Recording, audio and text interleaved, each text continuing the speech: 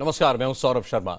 दोपहर 2 बजे की शुरुआत आज की सबसे बड़ी खबर से। यूपी की योगी सरकार के आज 30 दिन पूरे हो गए हैं।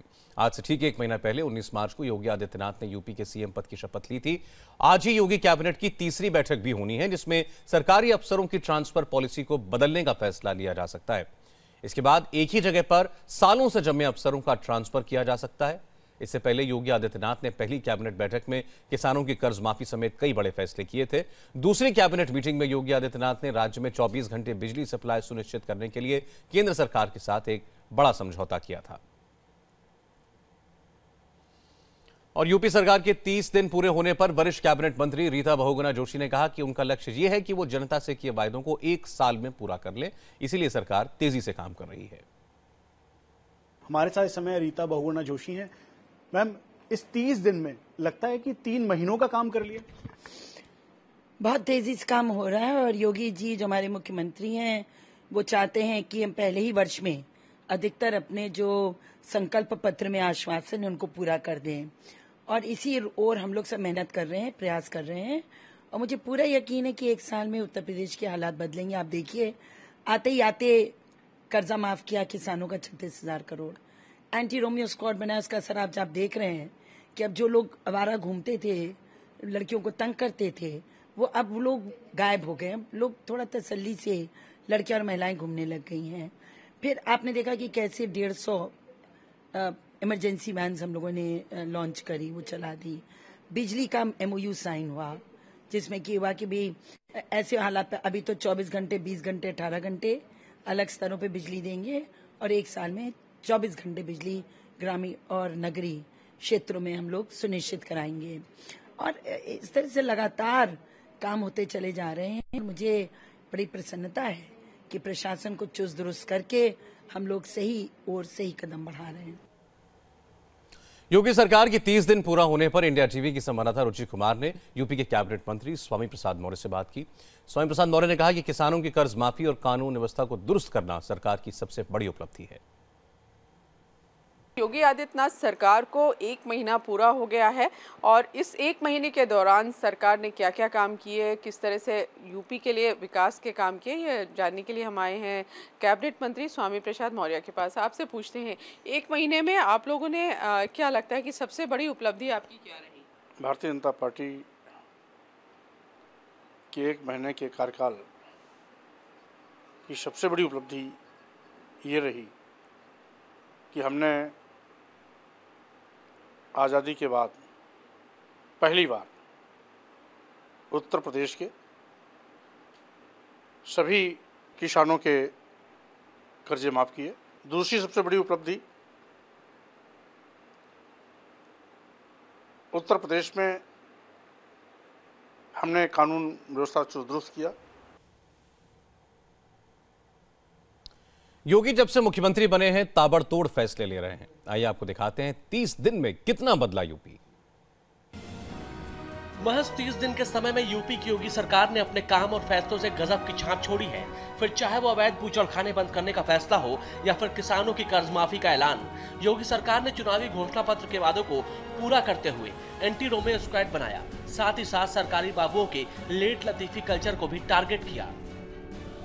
19 मार्च को शपथ लेने के साथ ही योगी सरकार एक्शन में आ गई थी और ताबड़तोड़ फैसले होने लगे थे। इन फैसलों में सबसे ज्यादा जोर चुनावी घोषणा पत्र में किए गए वादों को अमली जामा पहनाने पर था। पहली बात तो यह कानून व्यवस्था ठीक हो गई। दूसरी बात है कुपात्र लोगों की छटनी हो रही है, सपात्र लोगों की व्यवस्था होने जा रही है। योगी जी ने बिल्कुल पारदर्शिता के साथ ओपन व्यवस्था करके सारे लोगों तक ये सुख सुविधा कैसे पहुंच जाए। जैसे किसानों के कर्ज माफ हो गए, बिजली आने की व्यवस्था तय हो गई। जिस तरह से हम लोग काम कर रहे हैं, पूरे विभाग को सही करने के लिए अपने भी समय से आना, अधिकारियों को भी समय से आना, उनसे संबंधित जितने नीचे कर्मचारी समय से आए और फाइलों का निस्तारण एक समय सीमा के अंदर करने का पूरा व्यवस्था इस पिछले 30 दिन में हम लोग पूरा किए हैं। योगी पूरे एक्शन में हैं, लेकिन उनके मंत्री लेट लतीफी का शिकार लगते हैं। तय वक्त बीत जाने के बाद भी योगी के मंत्रियों ने अपनी संपत्ति का ब्यौरा नहीं दिया है। सीएम बनने के बाद से योगी आदित्यनाथ एक्शन में हैं, तो दूसरी ओर उन्होंने मंत्रियों के लिए भी आचार संहिता जारी की है।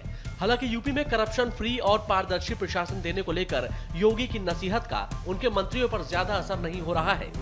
शपथ लेने के साथ ही योगी आदित्यनाथ ने मंत्रियों के लिए आचार संहिता जारी की थी। आचार संहिता के मुताबिक अगर किसी कंपनी में मंत्रियों की साझेदारी है तो उन्हें इसका विवरण देना होगा। इसके साथ ही मंत्री बनने से पहले के व्यवसाय और उससे हुई आमदनी का भी ब्यौरा देना होगा।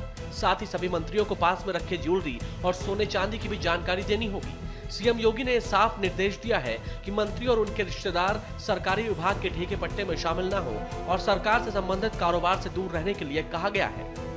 लेकिन ज्यादातर मंत्रियों ने अब तक अपनी संपत्ति का ब्यौरा नहीं दिया है। योगी कैबिनेट में मुख्यमंत्री और 2 उप मुख्यमंत्री समेत कुल 47 मंत्री हैं, लेकिन जानकारी के मुताबिक इनमें से केवल 13 मंत्रियों ने ही अब तक संपत्ति का ब्यौरा दिया है। यानी अभी तक 2/3 से ज्यादा मंत्री ऐसे हैं जिन्होंने इस बारे में जानकारी नहीं दी है। इसी से खफा होकर सीएम योगी ने इन मंत्रियों को इस बारे में दोबारा चिट्ठी लिखी है और 3 दिन के अंदर पूरा ब्यौरा मांगा है। उधर नई सरकार बनने के बाद से योगी के मंत्री काम की जमीनी हकीकत का लगातार टेस्ट भी कर रहे हैं। आज मंत्री उपेंद्र तिवारी और विधायक चंद्र प्रकाश शुक्ल ने 2 शहरों में रेड की। 30 दिन में योगी सरकार पूरे एक्शन में है, लेकिन अधिकारी और कर्मचारी अब तक नहीं सुधरे हैं। आज सुबह योगी के राज्य मंत्री उपेंद्र तिवारी बलिया में गेहूं क्रय केंद्र पहुंच गए और बदइंतजामी पर अधिकारियों को लताड़ लगाई।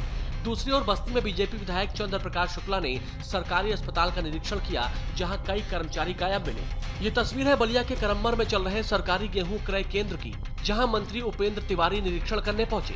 जब उन्हें ये पता चला कि किसानों से गेहूं वजन कराने के नाम पर अवैध रूप से प्रति बोरी 17 रुपए लिए जा रहे हैं, तो उन्होंने सीधे जिले के एडीएम को फोन लगा दिया और लताड़ लगाई। अरे एडीएम साहब, ये क्या अराजकता फैला के बैठे हुए हैं आप लोग बलिया जनपद में। अभी तक 3 क्रय केंद्र पे गया, तीनों जगह पे अवैध वसूली चल रही है। कहीं पे 18 रुपया, कहीं पे 17 रुपया, कहीं पे तक। अभी करम्बर में पहुंचा हुआ हूँ, यहाँ पे भी कोई नहीं है, यहाँ पे भी सभी। दूसरी ओर बस्ती के सरकारी अस्पताल में जब बीजेपी विधायक ने छापा मारा तो कई कर्मचारी ऐसे मिले जो एक दिन आगे की अटेंडेंस लगाकर गायब थे।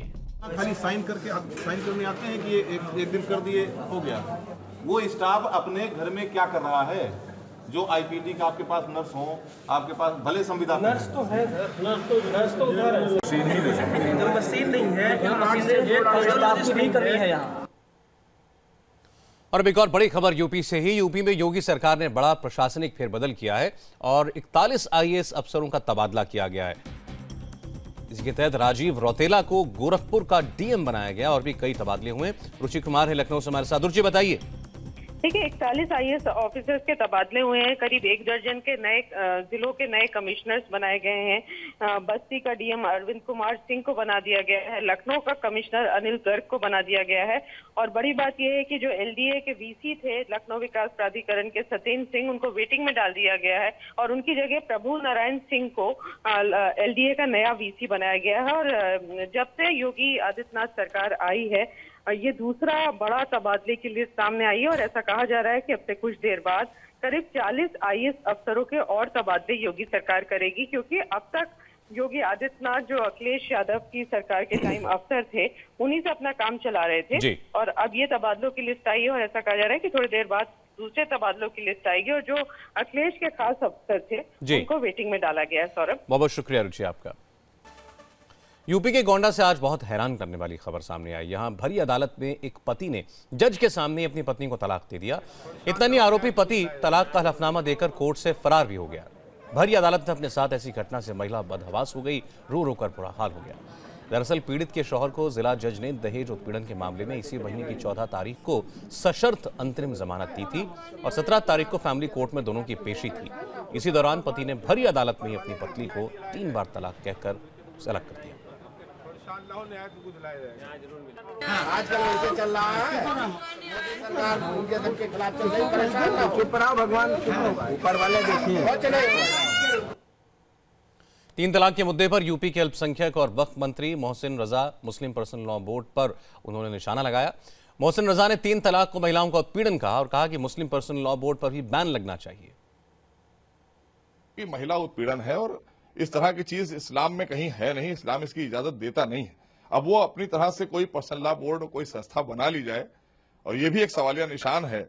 मेरे हिसाब से तो इस तरह की संस्थाओं को भी जो है अंकुश लगाया जाना चाहिए। इस तरह की संस्थाओं को भी बैन किया जाना चाहिए कि जो संस्थाएं सामाजिक तौर पर काम ना करके किसी एक का शोषण हो रहा हो और उस पर ये सारे अपना पक्ष रखें, तो ये संविधान के कहीं ना कहीं खिलाफ ही है, संविधान के स्वरूप में तो नहीं आता, संविधान में तो नहीं आता। तो मुझे लगता है कि थोड़ा सा इनको कहीं ना कहीं अपना इल्म बढ़ाना चाहिए, कुरान पर और इल्म हासिल करना चाहिए, तब इस तरह की भाषा का इस्तेमाल करना चाहिए। 3 तलाक जिस तरह से कल आपने आज अखबार में देखा, कल अदालत में संविधान के सामने गैर संवैधानिक काम हो गया, तो अब इससे बड़ी बात और क्या हो सकती है। तो इसके ऊपर तो कतई तौर पर एक कानून आना चाहिए, क्योंकि हमारी तमाम बहनों की जो जिंदगियां बर्बाद हुई हैं, जो बेचारी इधर उधर दरबदर गुजर रही हैं, घूम रही हैं, सरकार की जिम्मेदारी है उसकी। और हम बिल्कुल, हमारे प्रधानमंत्री जी और हमारे मुख्यमंत्री जी जो बात कह रहे हैं, हम खुद उनके साथ जा रहे हैं कि ये चीज होना चाहिए और इसके लिए कानून बनना चाहिए कि इस तरह से शोषण नहीं होगा, संविधान के दायरे में आना चाहिए, उनको उनके हक मिलना चाहिए। आईआईटी दिल्ली के एक हॉस्टल में लड़कियों के ड्रेस कोड पर विवाद हो गया है। हॉस्टल के सालाना हाउस डे फंक्शन के लिए लड़कियों को पूरी तरह से ढके वेस्टर्न या फिर इंडियन ड्रेस पहनकर आने के लिए कहा गया। ये फंक्शन 20 अप्रैल को होना है। ये नोटिस आईआईटी दिल्ली के हिमाद्री हॉस्टल में लगाया गया है, जिस पर वार्डन के दस्तखत भी हैं और इस पर अब एक नया विवाद शुरू हो गया है।